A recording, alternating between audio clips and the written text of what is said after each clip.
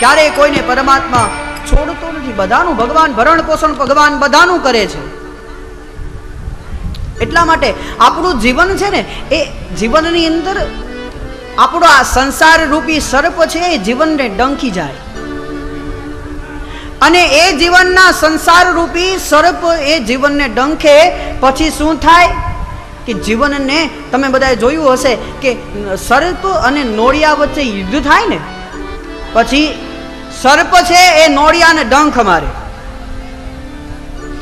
નોળિયાને જેવો ડંખ મારે એટલે નોળિયો છે જે જગ્યા ઉપર હોય ને એની આજુબાજુમાં નોરવેલ નામની વનસ્પતિ આવે.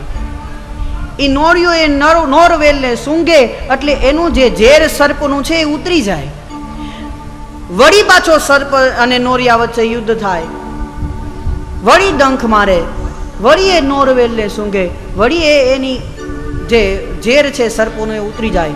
એમ નોળિયા અને સર્પ વચ્ચે યુદ્ધ ચાલ્યા કરે અને અંતે સર્પને એ નોળિયો ઘાયલ કરી દે અને એ સર્પનું મૃત્યુ થાય. અહીંયા નોળિયું છે એ વિજય બને. અને આ સર્પ અને નોળિયા વચ્ચેનું જે યુદ્ધ છે ને એ આપણું જીવન. વિષય રૂપી અંધકાર આપણા જીવનની અંદર આવી જાય.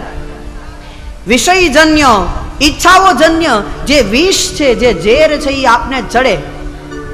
પણ એ ઝેરને મુક્તિ મળવા માટે શું કરવું પડે? જેમ ડાયો નોળિયો નોરવેલને સૂંઘી આવે ને, એમ આવું જ્યાં સત્કર્મ થતું હોય, આવી જ્યાં કથાઓ થતી હોય ત્યાં જવું જોઈએ. એની અંદર કથા શ્રવણ કરવી જોઈએ. અને ભગવાનની કથા શ્રવણ કરીએ એટલે જે વિષયરૂપી વિષ આપને ચડ્યા છે ને એ દૂર થઈ જશે.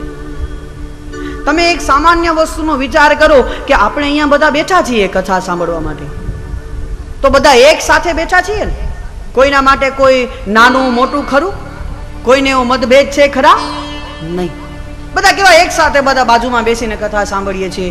જે નથી બેસી શકતું એની એ રીતની વ્યવસ્થા. ટૂંકમાં કહેવાનો તાત્પર્ય એ છે કે અહીંયા આવ્યા પછી તમારું જે અભિમાન છે કે હું સંપત્તિવાન છું, કે હું કોઈ મોટો માણસ છું, કે હું કોઈ જ્ઞાની વ્યક્તિ છું, એ બધું જ અભિમાન દૂર થઈ જાય. એ અભિમાન દૂર થયા પછી તમારી એક શીલતા પ્રાપ્ત થશે, એક સરળતા પ્રાપ્ત થશે. અને એ સરળતા આપ સૌમાં નજર આવે.